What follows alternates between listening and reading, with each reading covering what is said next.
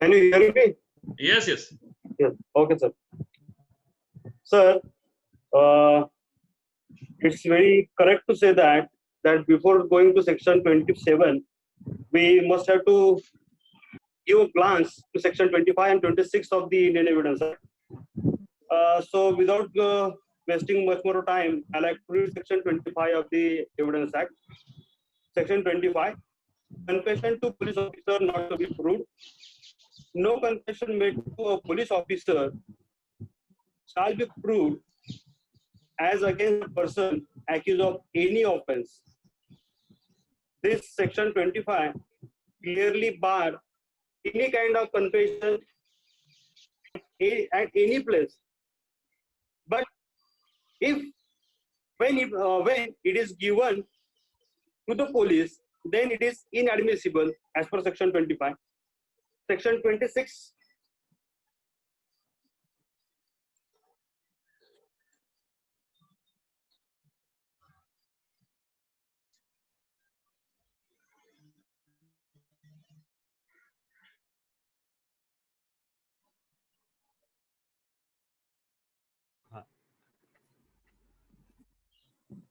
बोलो मोतीलाल, आवाज आ रही है आपकी?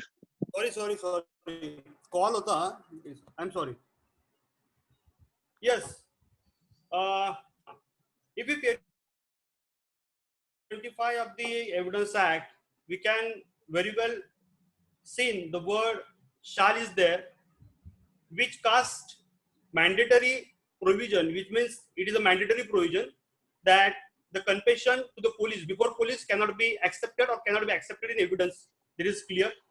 Section 26, confession by accused while in custody of a police not to be proved against him. No confession made by any person whilst he is in the custody of a police officer unless it be made in the immediate presence of a magistrate shall be proved as against such person. It means that if the person or the accused is in the custody of the police and if he give the confession to the police, then it is inadmissible. But in that section, there is one rider, or it can be said like exception is there. If that confession is recorded by magistrate immediate after that confession, then it may be proved against that accused. Explanation is appended there. In this section, magistrate does not include the head of village discharging magisterial functions in the presidency of Fort St. George or elsewhere. I don't think it is very much important to our concern.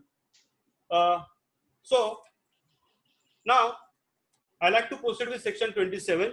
Before going to section 27, it is also very much important on which principle that provision is based, because section 27 slightly lifted the embargo which has been imposed by section 25 and 26 of the Evidence Act.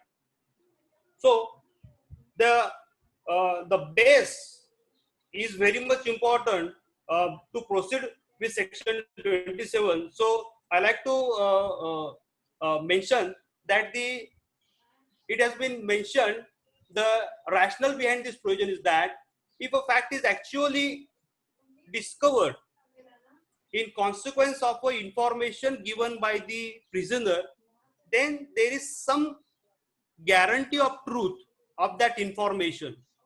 So much of that information can be admissible or can be proved against that person during trial. This is the crux, or this is the base of that section 27, that there is something, the information is given, and that in consequence of that information, the something incriminating is discovered to the police. So the information supplied by the prisoner is the truth. It can be said that it is true in sense. So there is some base to that extent. So section 27 is section 27 is based on that principle. So the provision is this. I like to read section 27. how much of information received from accused may be proved. It is very much important to see that the how much of information, the caption is very much important. How much of information received from accused may be proved. In interpretation clauses, the caption is also very much important, which suggests the object of that provision, and from the caption which has been appended or given to section 27, that is how much of information received from accused may be proved, may suggest or will suggest that the information, कोणती information और किती पर्यंतची information आपण prove करू शकतो. Yes, the provision runs like this, provided that when any fact, it is also very much important, the fact is word is there, when any fact is deposed to as discovered in consequence of information received from a person accused of any offense, this any offense is also important, in the custody of a police, this is also very much important while considering section 27, in the custody of police officer, so much of such information, this is the this can be said to be a base of this provision, so much of such information, whether it amounts to a confession or not, as relates distinctly to the fact thereby discovered, may be proved. Yes. Yes. So, section 27, we can say that there are some of the ingredients we can be sum up like this, that there should be a discovery. Said discovery should be in consequence of the information, and the information must be supplied by the prisoner or the accused. And when that information can be supplied, when he was in the custody. Last, said information is admissible when it relates distinctly to the fact thereby discovered. These are this can be that can be a we can say these are the ingredients of section 27. So foremost the foremost word or the opening word, in opening word we can see the word fact is there. The definition of fact has been given in section 3, all we know. In section 3 of the Indian Evidence Act, majorly two facts are given. One is the physical fact, and second one is the mental fact. It can be said to be a fact. Mental condition. It can be said of mental condition. I like to read the definition of fact. Fact means and includes anything, state of things or relation of things capable of being perceived by the senses. Second, any mental condition of which any person is conscious. So,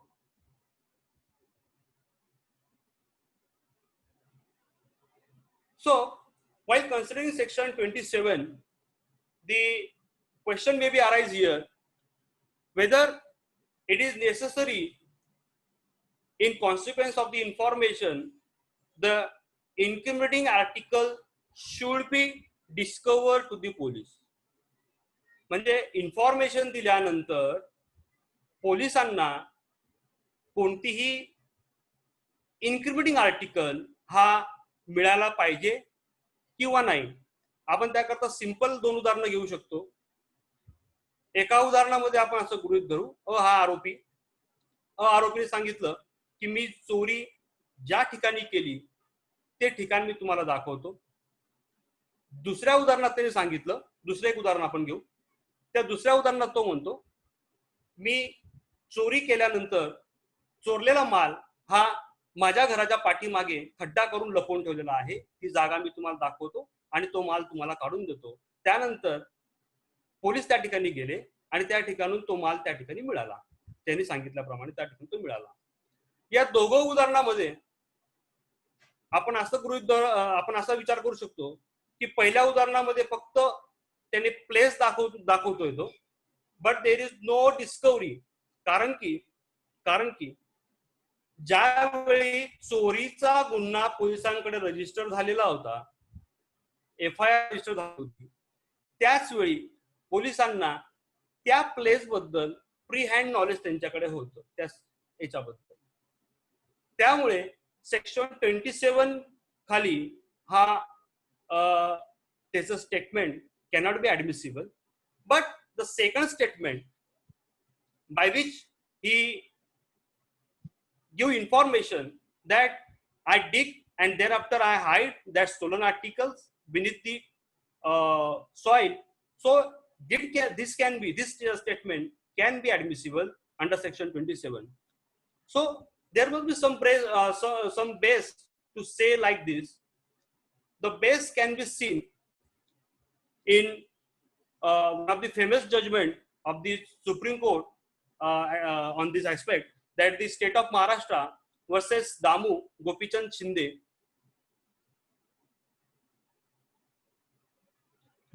Hello. Motilal, तुम्ही Hello. बोला, तुमचं ऐकू येतंय, तुम्ही continue करा. येतोय मोतीलाल, येतोय. Okay. येतोय. State of Maharashtra versus Damu son of Gopinath Shinde. The case has been decided on 1st of May 2000, and the bench is the KT Thomas and the DP Mohapatra. In this case, the facts is very much important to go further, because the facts are on which the section 27 is based. In this case is this. The facts are like this, that the yes.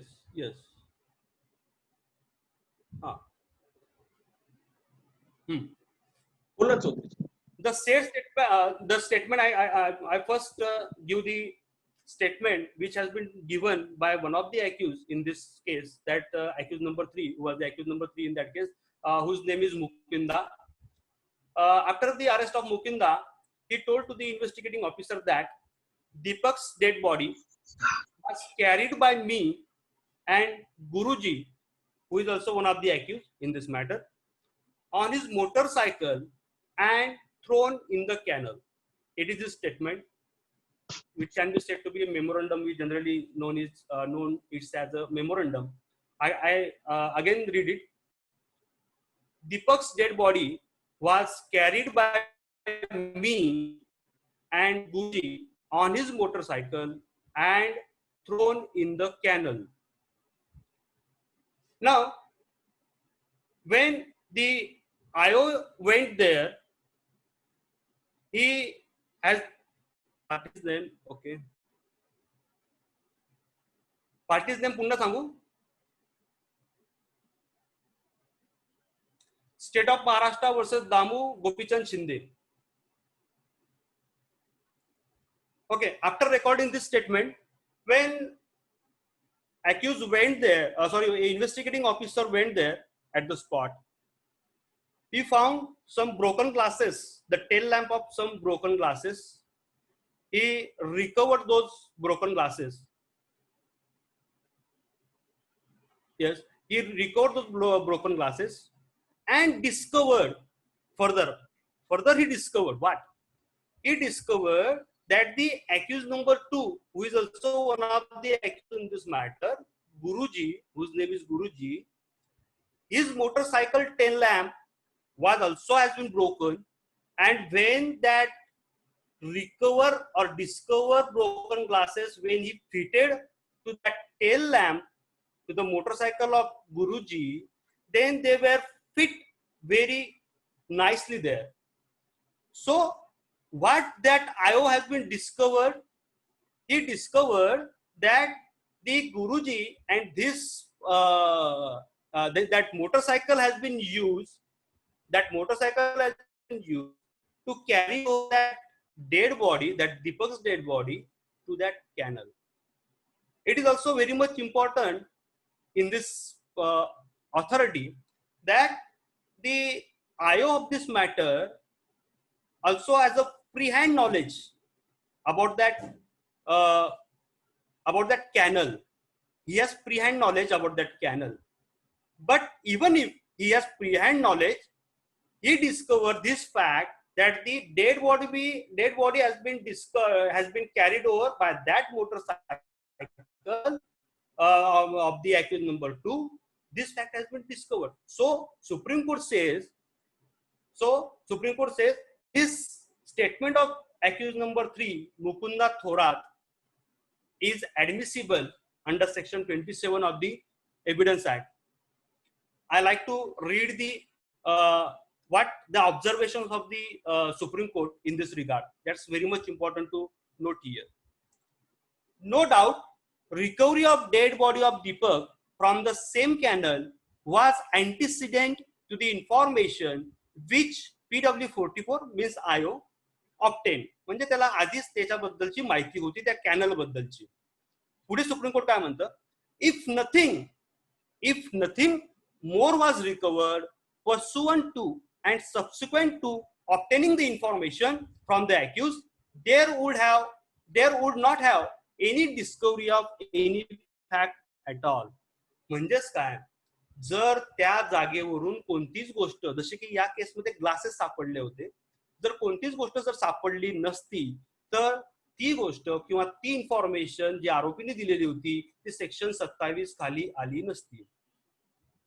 म्हणजेच काय, जे आपण 2 उदाहरणं जे मी आधी दिलेले होते, पहिल्या उदाहरणामध्ये फक्त तो जागा दाखवतोय चोरीची, मी ज्या ठिकाणी चोरी केली ती जागा तुम्हाला दाखवतो, that cannot be said to be a admissible or that cannot be proved under section 27.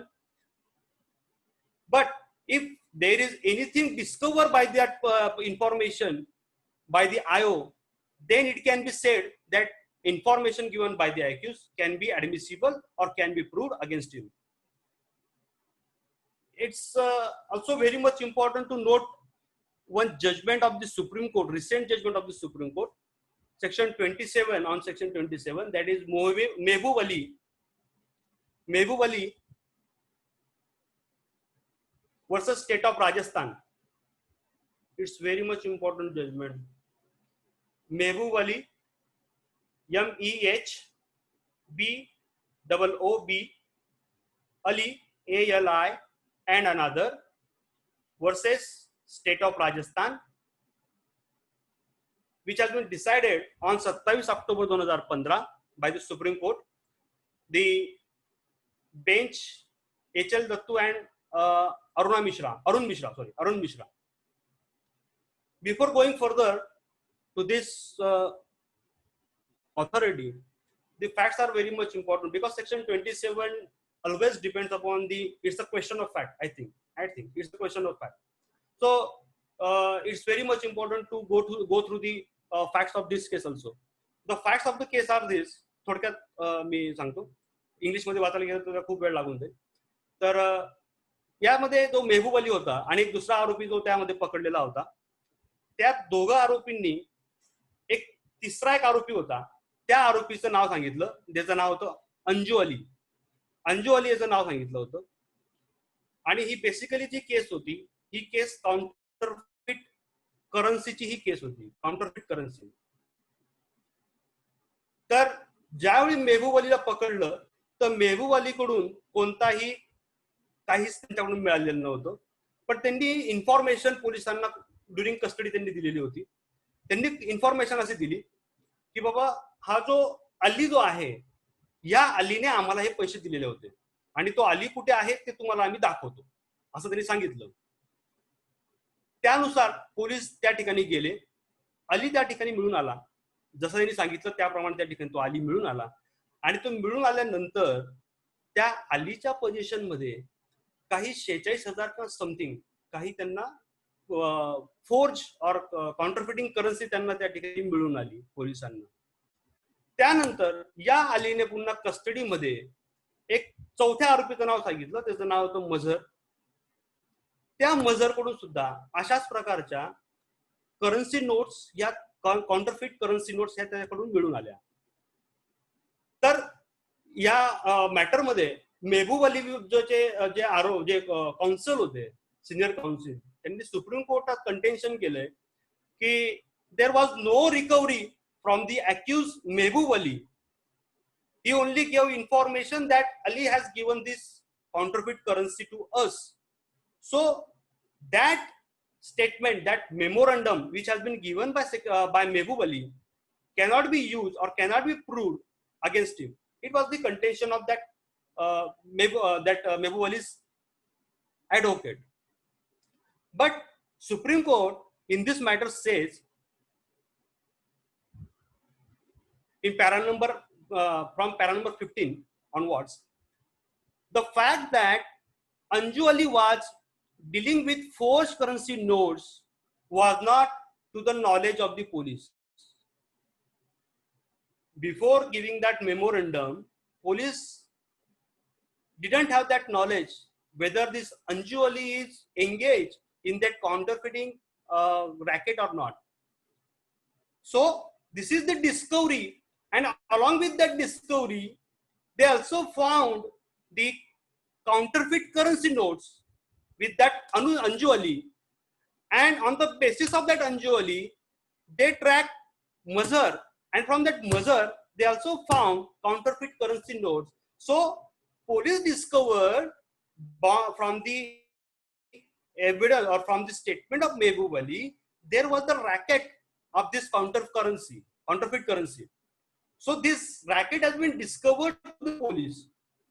So Supreme Court says this memorandum given by the Mehboob Ali is fully covered, fully admissible, even if nothing is recovered from Mehboob Ali or nothing is directly or distinctly recovered from the information given by the Mehboob Ali.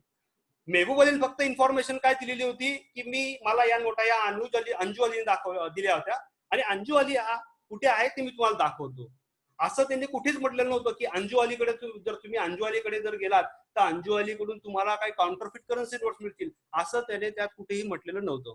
तरी सुद्धा supreme कोर्टाने या ज्या facts ज्या आयोगात डिस्कवर झाल्यात, त्याला मिळून आल्यात, त्याचा विचार करून त्यांनी म्हटलं की yes, it is admissible against the accused. पुढे एक केस त्यात त्यांनी रेफर केलेली पॅरा नंबर 18 मध्ये. इस्माईल, खूप ओल्ड केस आहे ती. Ismail versus emperor. Ismail ISMAIL versus emperor AIR 1946, AIR 1946, Sindh, page number 43. Sindh Allahabad Sindh हायकोर्टाचं जजमेंट असेल बहुतेक ते. त्यात त्यांनी म्हटलंय, it was held that where as a result of information given by the accused, another co-accused was found by the police. The statement by the accused made to the police as to the whereabouts of the co-accused was held to be admissible under section 27 as evidence against the accused. या केसमध्ये, या इस्माईलच्या केसमध्ये ते बहुतेक privy council असेल किंवा high court असेल माहित नाही, पण त्यामध्ये त्यांनी म्हटलंय की आरोपीच्या स्टेटमेंट वरून जर को अक्यूज जर हा मिळून येत असेल तर मात्र तो त्याचं पहिला जो फॉर्मल स्टेटमेंट ज्यांनी दिलेलं आहे त्याचं स्टेटमेंट हे सेक्शन 27 खाली आपल्याला प्रूव्ह करता येईल. म्हणजे वन स्टेप पुढे गेलेलं हे जजमेंट दिसतं. परंतु तो सेकंड आरोपी ज्या ठिकाणी मिळून येतो असं मला वाटतं, किंवा असं दामू शिंदेच्या केसवरून दिसतं की जो सेकंड आरोपी ज्या ठिकाणी तो मिळून येतो त्याचं कनेक्शन जोपर्यंत आपण त्या क्राईम बरोबर जोडू शकत नाही तोपर्यंत या आरोपीने दिलेलं स्टेटमेंट की हा पण त्यामध्ये माझ्या बरोबर सामील होता, हे स्टेटमेंट आपल्याला उपयोगात त्या आरोपी विरुद्ध घेता येणार नाही.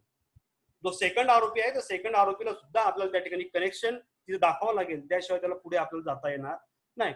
So ultimately we can say that if accused gave statement and police discover other accused, and from that latter accused police record something which connect with crime, and the farmers, though jani dilele statement is, the farmers disclose the statement about that latter accused is also admissible. That's Behbud judgment is very much important. Now, there are when we use some kind of apps, we say that there are FAQs are there, no, frequent asked questions are there. So while considering section 27, there are so many questions are there which are coming in our mind while considering section 27. त्याप्रमाणे जो एक आपल्याकडे जो question येत असतो की open जागेवर जर आपल्याला कोणता मुद्देमाल पोलिसांना जर मिळून आलेला असेल जो की which can that place is accessible to the general public also, so whether that can be covered under the four corners or within the four corners of section 27 of Evidence Act. त्यासाठी आपण जर section 27 जर पुन्हा एकदा जर read केला तर त्या ठिकाणी एक शब्द खूप महत्त्वाचा आहे आपल्याला, फॅक्ट डिस्कवर साठी आपल्याला आधी ती फॅक्ट कव्हर होणं खूप गरजेचं आहे. ती फॅक्ट जर आधी कव्हर असेल तरच तिला डिस्कवर करता येईल. आणि ती डिस्कवर ही कोणापासून पाहिजे, म्हणजे डिस्कवर ही कोणी केली पाहिजे आणि कोणाच्या इन्फॉर्मेशन आली पाहिजे, ती आरोपीच्या इन्फॉर्मेशन आली पाहिजे, पहिली गोष्ट. सेकंड, ती पोलिसांना आधीच तिचं प्री हँड नॉलेज नको पाहिजे. जर पोलिसांना जर तिचं प्री हँड नॉलेज असेल तर ती 27च्या पंचनाम्यामध्ये येणार नाही. त्याचप्रमाणे जर ओपन जागेवर जर एखादी आपल्याला इन्क्रिमिनेटिंग आर्टिकल जे मिळून आलेलं असेल आणि जर ते क्लिअरली त्या ठिकाणून त्या स्टेटमेंटवरून दिसत असेल that's a open article, open place and it can be accessible to all others, then it cannot be said to be that it is discovery under section 27. पुढे फक्त चोरीची जागा दाखवली याबद्दल मी डिस्कस केलेलं दिसतंय. जर चोरीची जागा दाखवली तर मात्र तो ऍडमिसिबल होणार नाही, पण चोरीच्या जागेबरोबर काहीतरी त्या ठिकाणी मिळून आलं इन्क्रिमेंटिंग तर इट कॅन बी ऍडमिसिबल. पुढचा क्वेश्चन येतो की जॉईंट स्टेटमेंट जर असेल, दोन आरोपी असतील,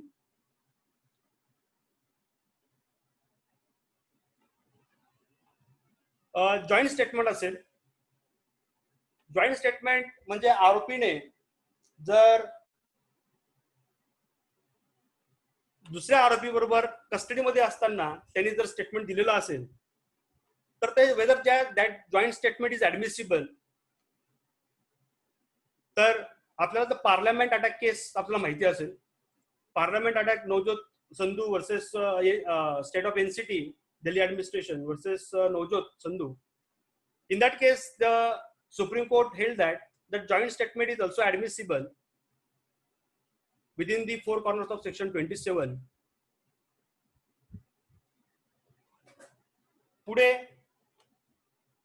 पुढचा आपल्याला क्वेश्चन येत असतो की समजा दुसऱ्या गुन्ह्यामध्ये, म्हणजे आपला सीआर हा 44 आहे, कोपरगाव पोलीस स्टेशन आपण गृहीत धरू, आणि राहता पोलीस स्टेशनचा वेगळ्या पोलीस स्टेशनचा सीआर हा वेगळा आहे. राहता पोलीस स्टेशन मध्ये त्या आरोपीने असताना जर त्याने काही स्टेटमेंट दिले असतील आणि त्यामधून जर आपला जर मुद्देमाल, आपल्या गुन्ह्यातला मुद्देमाल जर त्या ठिकाणी मिळून आला असेल तर मग ते स्टेटमेंट जे आहे ते राहत्याच्या याच्यामधलं जे स्टेटमेंट आहे ते आपल्याला ऍडमिसिबल म्हणता येईल का. त्याकरता सुद्धा आपण जर सेक्शन 27 जर आपण पाहिला मायन्युटली तर सेक्शन 27 मध्ये एनी ऑफेन्स हा एक शब्द आलेला आहे, अॅक्युज ऑफ एनी ऑफेन्स. जर त्या एनी ऑफेन्स आपण जर इंटरप्रिटेशन केलं, एनी ऑफेन्स जर आपण इंटरप्रिटेशन केलं म्हणजेच काय की राहत्याच्या गुन्ह्यामध्ये जरी तो मिळून आला असेल आणि त्याचा जर नेक्सस आपल्या क्राईमशी असेल तर इट कॅन बी प्रूव्ह. माझ्याकडे सायटेशन या संदर्भात नाही, मला जास्तीत जास्त माझा भर जो असतो तो म्हणजे प्रोव्हिजनवर मला दिलेला दिसतोय मी. त्याकरता हा जो एनी ऑफेन्सचा उपयोग आपण करू शकतो. बऱ्याच वेळेस आपण काय करतो की अगदी वेळेवर मला सायटेशन याच्यावर पाहिजे ग्रुपला टाकत असतो, बऱ्याच वेळेस लोक उत्तर देतात, नाही देत. पण जर आपल्याला जर हा ऍस्पेक्ट 27 बद्दलचा जर माहिती असला तर आपण we can easily try to convince that presiding officer की जरी तो दुसऱ्या गुन्ह्यात असला तरी सुद्धा तो इथे ऍडमिसिबल होऊ शकतो म्हणून. पुढे क्वेश्चन असा येतो की 27चा पंचनामा ज्या मेमोरंडम आरोपी हा देत असतो तो मेमोरंडम देत असताना त्याने मेमोरंडम आयोगला का दिलं, हा खूप महत्वाचा प्रश्न आहे असं मला वाटतं. आणि याबद्दल सुद्धा बॉम्बे हायकोर्टाने Kishore Kamalakar Patil versus state of Maharashtra, Kishore Kamalakar Patil versus state of Maharashtra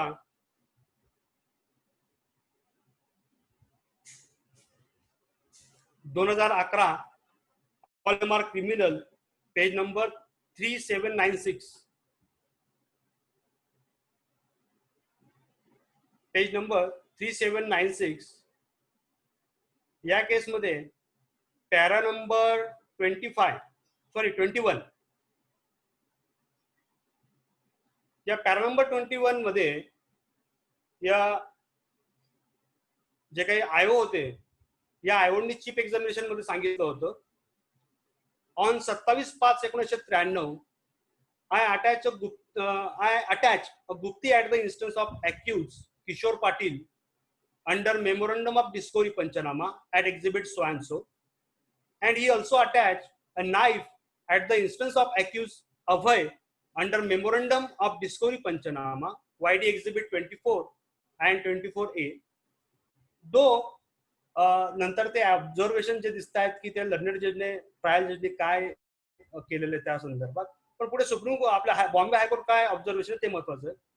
Bombay high court म्हणतंय की द लर्नेड जज should have seen that it was necessary for the investigating officer to depose as to how the accused came to disclose about concealment of weapon used in the commission of crime.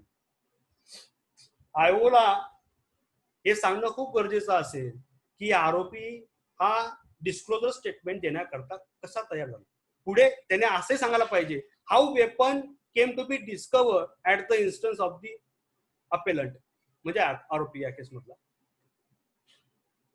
Chief examination घेत असताना section 27 मध्ये आयोची, त्यावेळी आपण हे नक्की लक्षात घ्यायला पाहिजे या सायटेशन वरून की आरोपी हा का तयार झाला आणि तो कशावरून तयार झाला की त्याला स्टेटमेंट द्यायचंय 27चं. त्याच पुढे त्याने पुढे असंही सांगायला पाहिजे की तो डिस्कवरी त्याने कशी केली, तिचे काय वेपन आहे, इन्क्लुडिंग आर्टिकल आहे, हे त्याला कसं मिळून आलं, हे सुद्धा आरोपीने त्याच्या स्टेटमेंटमध्ये, आयोने त्याच्या स्टेटमेंटमध्ये चीफ एक्झामिनेशन मध्ये सांगायला पाहिजे. पुढे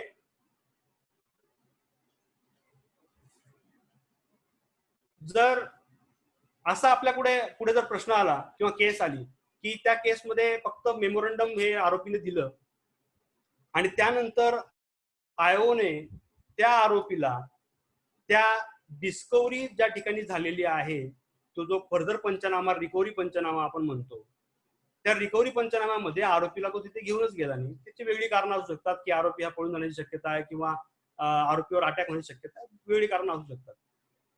तर त्या ठिकाणी त्याला तो घेऊन गेला नाही आणि त्या ठिकाणी त्या इन्फॉर्मेशन प्रमाणे त्या रिकव्हरी त्या ठिकाणी झाली, असं जर आपल्या पुढे आलं असेल तर बऱ्याच वेळेस क्वेश्चन असा अराईज होऊ शकतो की आरोपीला त्या ठिकाणी घेऊन गेले नाहीत, रिकव्हरी स्पॉटवर त्याला घेऊन गेले नाहीत, म्हणून जी इन्फॉर्मेशन आहे आरोपीने दिलेली ती 27 खाली येणार नाही, असं त्यांचं आर्ग्युमेंट असू शकतं. पण त्यावेळी एक जी फेमस केस जी आहे ती पार्लमेंट अटॅक केस, त्यामध्ये पुन्हा त्यांनी असंच ऑब्झर्वेशन दिलेलं आहे, there is no need to take the accused at the recovery spot. Parliament attack case. Yes. पुढे पण असं करत असताना ती जी काही रिकव्हरी आहे ती रिकव्हरी मात्र it must be very proximate, it must be immediate after getting that information from the accused. Yes. जोपर्यंत आरोपीने ती इन्फॉर्मेशन दिल्यानंतर आणि जर आरोपीला जर तुम्हाला त्या ठिकाणी घेऊन जायचं नसेल तर अशा परिस्थितीमध्ये आयोने तो रिकव्हरी पंचनामा हा लवकरात लवकर तो त्यांनी एक्झिक्यूट करावा, तिथे जाऊन लवकरात लवकर ती जागाची छाननी करावी, असं या ठिकाणी पुढे म्हटलेलं आहे त्या केसमध्ये. ते का म्हटलं गेलं असेल जर आरोपीला तुम्ही त्या ठिकाणी घेऊन जात नाहीत तर, आणि तुम्ही जर त्या ठिकाणी खूप बराच वेळ तुम्ही घेत असाल रिकव्हरी करता, तर त्या ठिकाणी टॅम्परिंग किंवा आपण काय म्हणू शकतो त्या ठिकाणी ते आर्टिकल जे आहे ते आर्टिकल त्या ठिकाणी कोणी जाऊन आधीच ठेवून दिलेले असतील रिकव्हरीच्या आधी, आणि नंतर ते पोलिसांनी रिकव्हर केले. म्हणजे तो जी अपॉर्च्युनिटी जी मिळते इन्व्हेस्टिगेटिंग ऑफिसरला किंवा प्रॉसिक्युशनला, ती टाळण्याकरता त्याच जजमेंटमध्ये पुढे त्यांनी म्हटलंय की जर तुम्ही असं करत असाल, आरोपींना घेऊन जात नसाल, तर त्या ठिकाणी तुम्ही लवकरात लवकर ती रिकव्हरी पंचनामा हा तुम्ही लवकरात लवकर एक्झिक्यूट करायला पाहिजे आणि रिकव्हरी करायला पाहिजे. पुढे प्रश्न येतो पुन्हा हँडकफिंग संदर्भातला. जर आरोपी हा मेमोरंडम पंचनामा किंवा रिकव्हरी पंचनामा असताना जर हँडकफ असेल तर त्याचा जो काही स्टेटमेंट आहे रिकव्हरी पंचनामा आहे तो ऍडमिसिबल होईल का किंवा प्रूव्ह करता येईल का? तर त्यासाठी Putlabai B Pathan versus state of Maharashtra 2010 volume 2 BCRC Bombay criminal cases page number 392 para number 23. परत एकदा सांगा मोतीलाल. येस. पुतलाबाई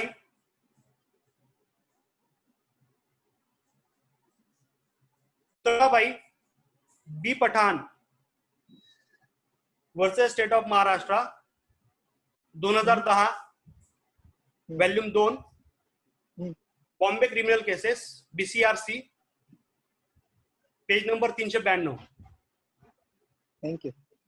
या केसमध्ये बॉम्बे हायकोर्टाने म्हटलंय it cannot be a reason per se to generalize the hypothesis that such a discovery cannot be reliable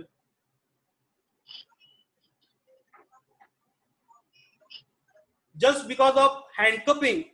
That fact per se cannot be said. On that basis, we cannot be said that the discovery under section 27 is not reliable. म्हणजे we can rely on that पंचनामा और recovery पंचनामा also. पुढे 27च्या पंचनाम्यामध्ये आपल्याला बऱ्याच वेळेस असे प्रश्न किंवा आपल्या समोर असेही केसेस येत असतात की 3 ते 4 पंचनामे आहेत आणि ते 3 ते 4 पंचनाम्यांमध्ये सेम पंच विटनेस हे दिलेले असतात. तर त्याकरता एक जजमेंट आहे Nitin Laxman Pansare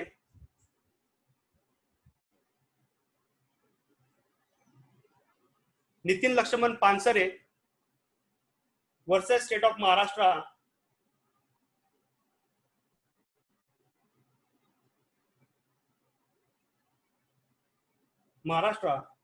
2009 all MR criminal page number 28-58.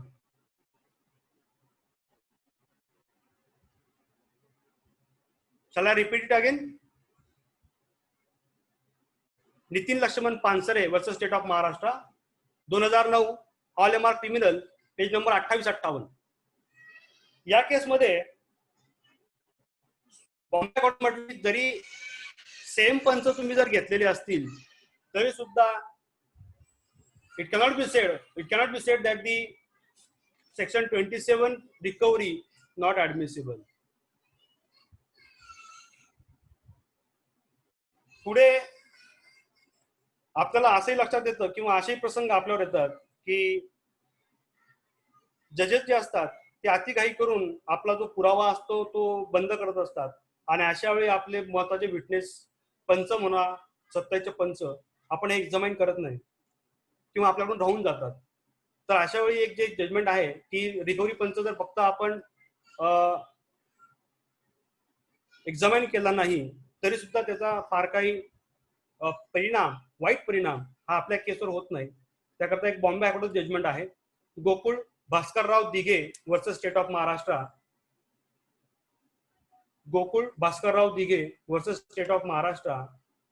2013 all MR criminal 3362.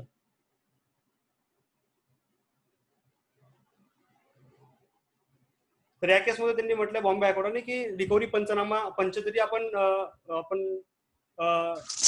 Examine केले नाहीत तर सुद्धा त्याचा परिणाम जर आयोगाकडून जर आपण जर ते प्रूव्ह करून घेतलं तर त्याचा परिणाम हा 27 पंचनाम्याच्या रिलायबिलिटीवर क्रेडिबिलिटीवर होणार नाही असं त्यात म्हटलेलं आहे. परत सांगा मोतीलाल सर. हॅलो सर, परत सांगा हे जजमेंट आता सांगितले ते. Gokul Bhaskarrao Dighe versus state of Maharashtra 2013 all MR criminal 3362 page number 3362. Thank you. Welcome sir. Thank you sir. हे FAQ आपल्याकडे बऱ्याच वेळेस येत असतात, त्याकरता मी जजमेंट दिले मुद्दामून. 27 जो सेक्शन आहे तो 27 सेक्शन 2 वेळेस त्याची कॉन्स्टिट्युशनॅलिटी चॅलेंज करण्यात आली होती. Section 27 in one of the judgment, the very famously known as the Devman judgment. In that judgment, state of Uttar Pradesh versus Devman, the contention of the accused in Supreme Court is that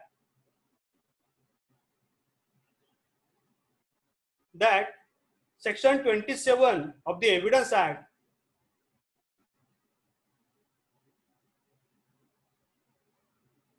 creates the differentiate or the difference between the accused who is in the custody and the accused who is not in the custody. म्हणजे 27च्या पंचनाम्यामध्ये जो आरोपी हा पोलिसांच्या कस्टडीमध्ये आहे त्याचं जो statement आहे ते स्टेटमेंट ऍडमिसिबल म्हणता येईल, परंतु एखादा आरोपी हा जो कस्टडीमध्ये नाही पोलिसांच्या आणि त्याने जर स्टेटमेंट दिला असेल आणि त्या अनुषंगाने काही इन्क्रिमिनेटिंग मटेरियल जर सापडलं असेल तर ती इन्फॉर्मेशन ही 27 मध्ये कव्हर होत नाही.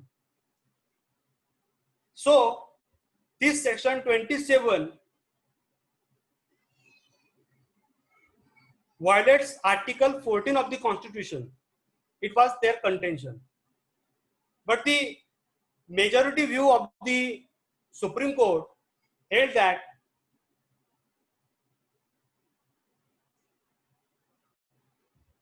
I can read it for your kind perusal or for very much important to note here that the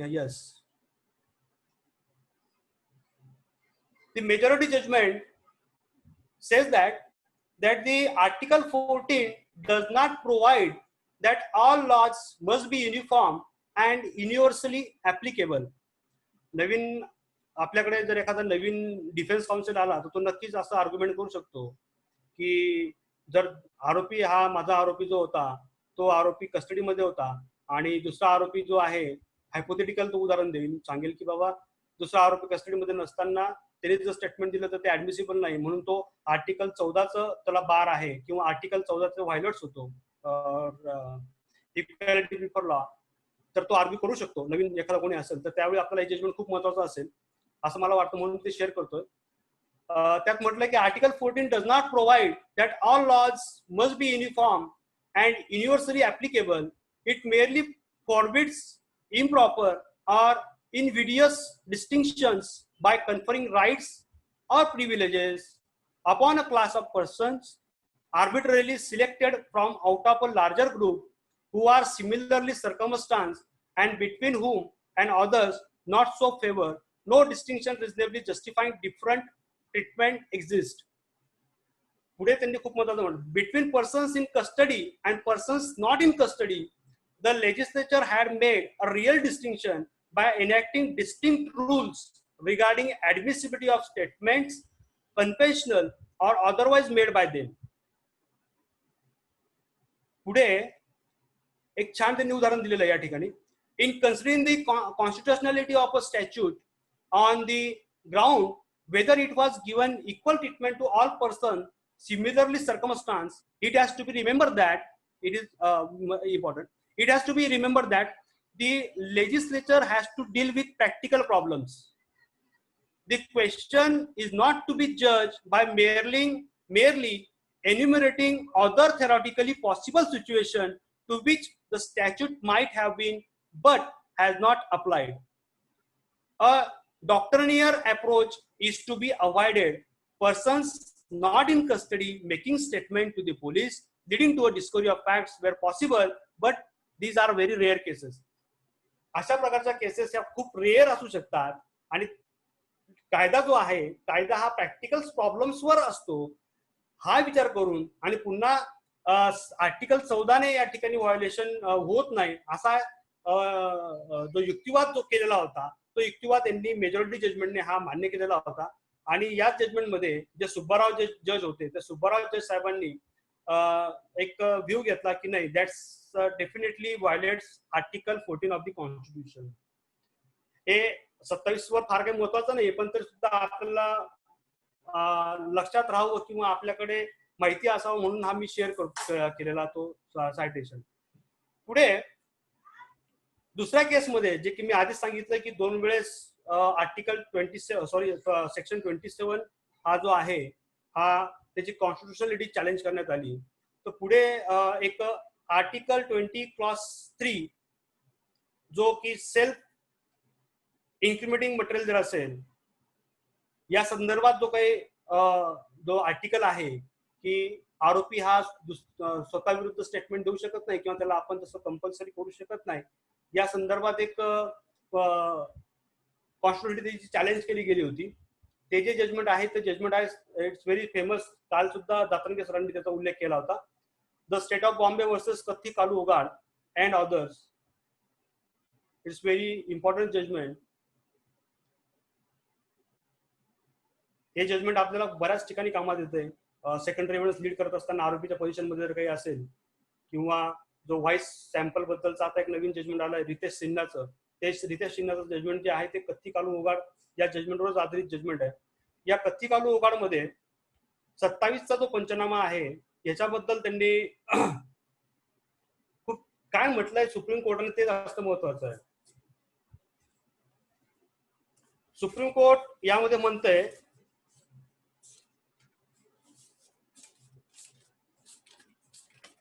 there must not be a duress or compulsion on the accused while recording his statement or memorandum statement under section 27.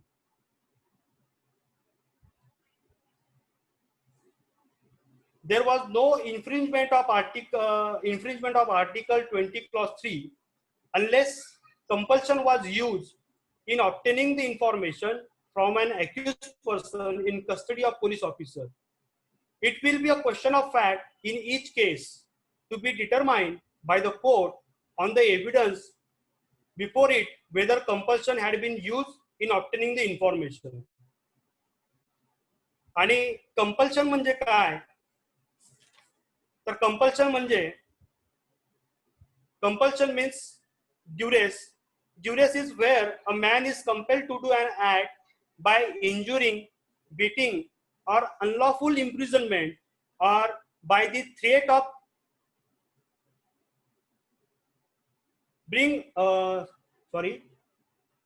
or kill some grievous bodily injury or harm to that person or his family. That can be said to be a duress in this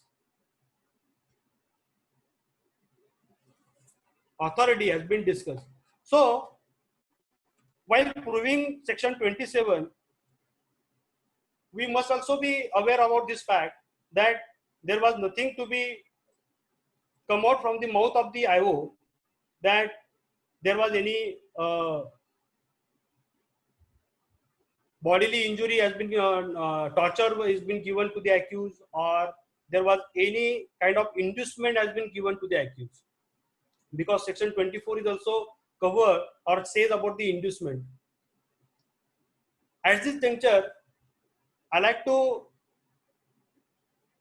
suggest that the practice of our police machinery while recording memorandum under section 27, they usually use the words that on such and such date that accused has given this memorandum, that on such and such date I have stolen that articles, stolen the articles, jewelry or whatever it may be, stolen the articles, and I buried this so and so there. You come with me, I will show to that place, and thereafter that they go to that place and they recover. The memorandum is important to that extent. From that memorandum, the confessional statement is there. It is very much discerned from that statement. No doubt section 27 says that it may be a confessional or not confessional. But the preceding section 26 says, if there was any with the accused in custody and he has given any confession, it is hit by section 27, it's okay. But that section 27 also says that if it has been recorded in the immediate presence of the accused, then it can be relied upon. As per sections 164 or other sections are there, CRP sections are there, with taking the recourse of that sections.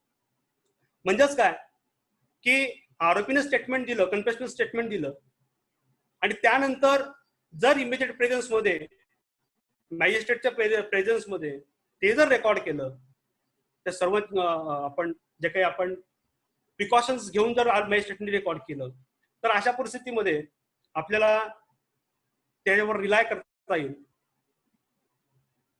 मला म्हणायचं असं या केस या प्रॅक्टिसमध्ये जी पोलिसांची जी practice आहे, मला असं म्हणायचं आहे की ते जे काही कन्फेशनल स्टेटमेंट जर दिलेलं असेल, तर मग कन्फेशनल स्टेटमेंट जर आरोपीने जर दिलं असेल, तर तुम्ही मॅजिस्ट्रेटला इन्फॉर्म का केलं नाही? जर तुम्ही मॅजिस्ट्रेटला इन्फॉर्म जर नाही केलं, म्हणजेच त्या ठिकाणी त्याच्याकडून तुम्ही कोणतीही तरी इंड्युसमेंट किंवा त्याला टॉर्चर करून तुम्ही ती इन्फॉर्मेशन त्याच्याकडून मिळवली आणि त्यानंतर तुम्ही ती डिस्कवरी केली. जर अशी जर डिस्कवरी जर झाली असेल, तर ओघाडचं जे जजमेंट आहे त्या ओघाडच्या जजमेंट प्रमाणे त्या ठिकाणी कंपल्शन आहे. So it is hit by article 20 clause 3. जर क्रॉस एक्झामिनेशन आयोची जर अशी झाली की बाबा हे तर खरं आहे की तुम्हाला हे स्टेटमेंट जे तुम्ही 27 मध्ये लिहिलेलं आहे याचे कन्फेशनल स्टेटमेंट होतं, तो होच मिळेल, त्याला म्हणता येणार नाही, त्याचं स्टेटमेंट ते तेच असेल, आरोपीचं स्टेटमेंट आहे, हे आरोपीनेच तुम्हाला दिलेलं स्टेटमेंट होतं, हो आरोपीनेच मला स्टेटमेंट दिलेलं होतं. जर तुम्हाला हे आरोपीने स्टेटमेंट दिलेलं होतं की सेक्शन 26चा रिकोर्स करून आणि 164चा रिकोर्स करून तुम्ही मॅजिस्ट्रेटला कॉन्टॅक्ट केला का, तो ऑब्व्हियसली म्हणेल की नाही, मी तसा काही कॉन्टॅक्ट केला नाही. मग माझं असं म्हणणं आहे, डिफेन्स काउन्सिल मी आहे, माझं असं म्हणणं आहे की तुम्ही हा रिकोर्स केला नाही, तुम्ही त्यांना कॉन्टॅक्ट केला नाही, कारण तुम्ही हे जे काही स्टेटमेंट होतं हे स्टेटमेंट तुम्ही अनड्यू कंपल्शन और कंपल्शननी तुम्ही त्याच्याकडून ते घेतलेलं होतं. आणि त्याला बेनिफिट ऑफ डाऊट द्यायला मॅजिस्ट्रेटला आपल्याला काही वाटत नाही. बेनिफिट ऑफ डाऊट देऊन त्याला स्वतःचा पंचनामा जो आहे तो त्याच्याकडून तो काय म्हणतात त्याला डिस्प्रूव्ह ते करू शकतील असं मला वाटतं. ही प्रॅक्टिस बहुतेक मला पोलिसांनी ती बंद करावी असं मला वाटतं. याच्यावर काही क्वेश्चन असतील तर आपण नक्कीच त्याच्यावर उहापोह करू. पुढे 27चा जो पंचनामा आहे याचा उपयोग नेमका हा कशासाठी होतो हे खूप महत्वाचं आहे. 27चा पंचनामाचा उपयोग हा फक्त कॉरोबरेशन साठीच होतो. त्याच्यावर फक्त तेवढ्या बेसिसवर कोणालाही आपण शिक्षा होऊ शकत नाही, फक्त कॉरोबरेशन साठी त्याचा उपयोग होऊ शकतो. पुढे 27चा जो पंचनामा आहे हा 27चा पंचनामा हा सर्कमस्टन्शियल एव्हिडन्सवर एखादी जर मॅटर डिपेंड असेल तर त्या केसेसमध्ये 27चा पंचनामा हा खूप महत्वाचा ठरू शकतो आणि ठरतो. पुढे आपल्याला असं म्हणता येईल की 27चा पंचनामा करत असताना जे काही चीफ एक्झामिनेशन आपण चीफ एक्झामिनेशन ज्यावेळेस आपण घेत असतो, ती चीफ एक्झामिनेशन घेत असताना कोणत्या कोणत्या काळजी या आयोगाकडून आपण घ्यायला पाहिजे की त्या ठिकाणी कंपल्शन नको यायला पाहिजे, त्याच्या तोंडून कुठल्याही प्रकारे इंड्युसमेंट नको यायला पाहिजे, शिवाय त्याच्याकडून पूर्णतः तो एपिसोड जो काय आहे पूर्ण टाइम कधीपासून तुम्ही त्याला हे केलं, कधी त्याने सुरुवात केली तिथपर्यंत आपण आणायला पाहिजे. त्यानंतर पुढे जो काही रिकव्हरी आहे ते रिकव्हरी सुद्धा आपण स्टेप बाय स्टेप त्याला गाडीमध्ये बसवला, तिथून पुढे गेला, या सर्व गोष्टी आपण त्या ठिकाणी आणायला पाहिजे. जोपर्यंत आपण या गोष्टी आणत नाही तोपर्यंत मला नाही वाटत की 27चा पंचनामा हा प्रूव्ह होऊ शकतो.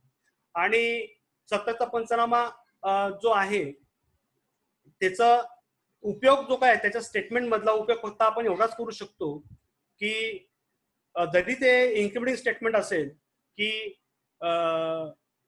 मी चोरी केलेली होती आणि तो माल मी तिकडे लपवून ठेवलेला होता. फक्त मी तो लपवून ठेवला आहे आणि तुम्ही माझ्याबरोबर चला, इथपर्यंत जी काही गोष्ट आहे तीच गोष्ट आपण प्रूव्ह करू शकतो. अदर जी काही पार्ट आहे जो सेक्शन 25 26 प्रमाणे हिट केला गेलेला आहे तो आपण हे करू शकत नाही. येस, फॅक्ट डिस्कवर. तर या कुलो कोरी कटाईया आणि जे दामू जे जजमेंट आहे state of Maharashtra versus Damu Shinde, त्या जजमेंट्स मध्ये ह्या फॅक्ट डिस्कवर याच गोष्टीवर जास्त भर दिलेला आहे आणि ही गोष्ट मला वाटतं मी कव्हर केलेली दिसते. So I say my thanking words to all the participants and to our seniors, that the Datrange sir, Shingada sir, Sivai sir, and all my colleagues that given me such a good opportunity to discuss with you all this section. Thank you very much once again. Thank you. And once So nicely elaborated section if there are any 27 questions, by- we can discuss it. Thank you. nicely elaborated Motilal ji. माझा एक question आहे, एक फक्त. Okay, बोला व्यवहारे साहेब. हा, anticipatory bell मध्ये with condition त्याला bell दिला की या काळात तू तिथं जाऊन पोलीस स्टेशनला हजेरी लावायची, आणि त्या काळात पोलीस स्टेशनला ज्या काळात हजेरी त्यांनी लावलेली आहे त्या काळातल्या सपोज त्या काळात त्यांनी काही जर हे काढून दिली, वस्तू काढून देत असेल तर त्याला पोलीस कस्टडी म्हणता येईल का? आणि That is admissible. That is not a police custody. त्याच्यात येईल का? That is not police custody, but the wording is very much important in section 27. In custody of police, when he appear before the police, Yes. then it can be said that he is not in the police custody, but he is in custody of police. It can be said. So that to that extent it is admissible. And I think Guru Baksh Singh CBF case is there to that extent, I think. Thank you, Motilal ji, Thank you. for your nice words. I would request Datrange sir to add into today's Yes. speech as well, sir.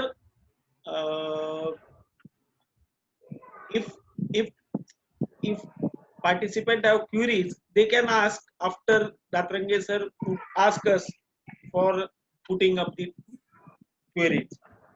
Datrange sir. First of all, I will request Honorable Shingada sir that please take the charge of this meeting, because whether Honorable Shingada sir is participated in the meeting.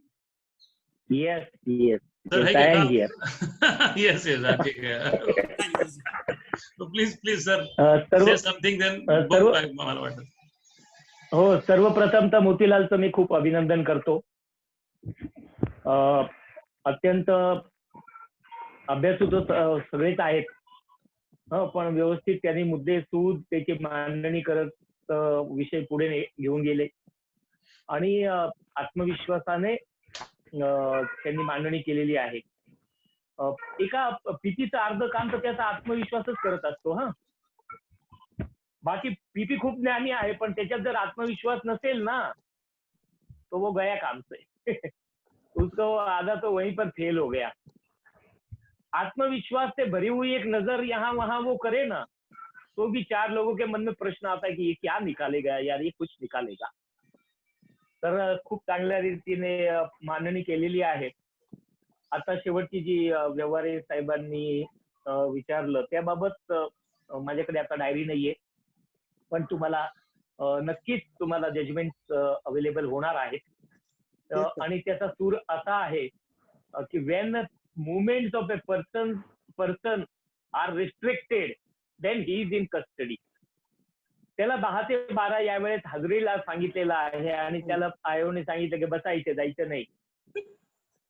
His movements are restricted. Formal arrested person नाही म्हटलेलं ना तिथे, arrested हा शब्द नाहीये तिथे. तर मोतीलालने त्याचं बरोबर उत्तर दिलेलं आहे आणि त्याविषयी तुम्हाला केसलो पण सापडणार आहे. केसलो अनेक मोतीलालने पण दिले, प्रत्येक वेळेला दिलेच जातात.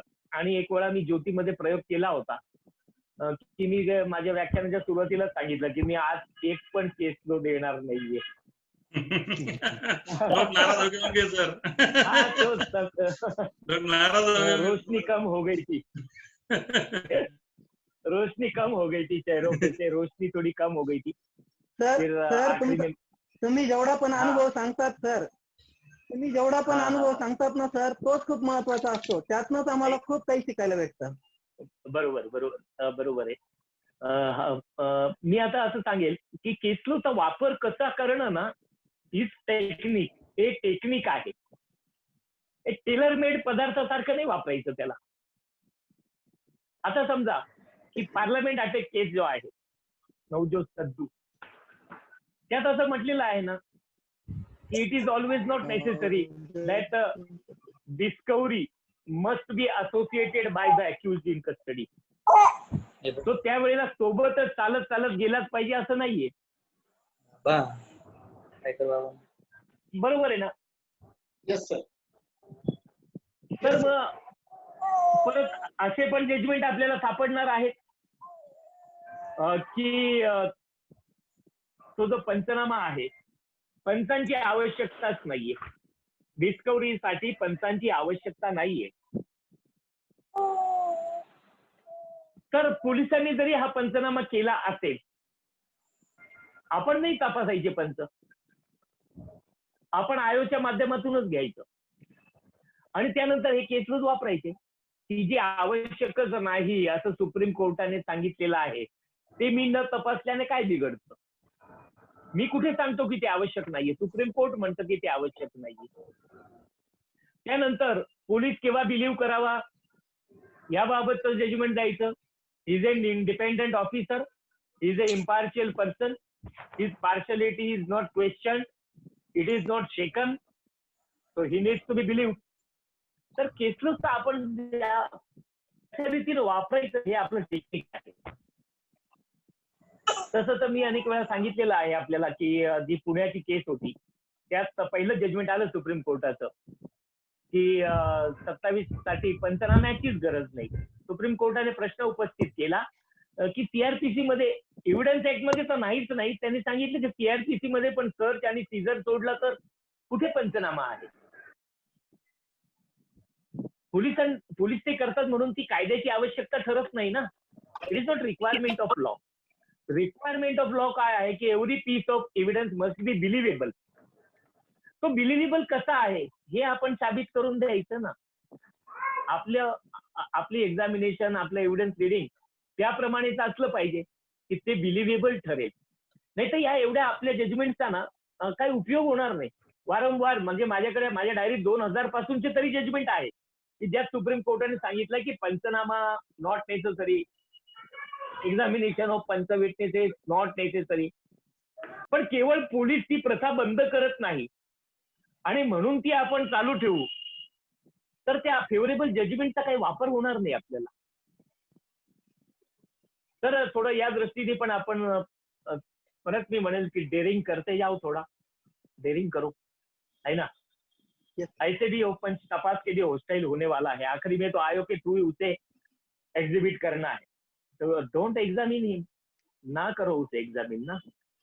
आणि मी मध्यंतरी उदाहरण पण दिलं होतं, तसं जजमेंट पण आलेलंच आहे की समजा इथे नाशिकच्या पंचवटी पोलीस स्टेशनच्या कोठडीत असलेला आरोपी म्हणतो की करोलबाग दिल्लीच्या महात्मा गांधीच्या पुतळ्याच्या पायथ्या जवळ मी खड्डा करून तिथे रिव्हॉल्वर मातीत दाबून ठेवलेलं आहे. आता इथे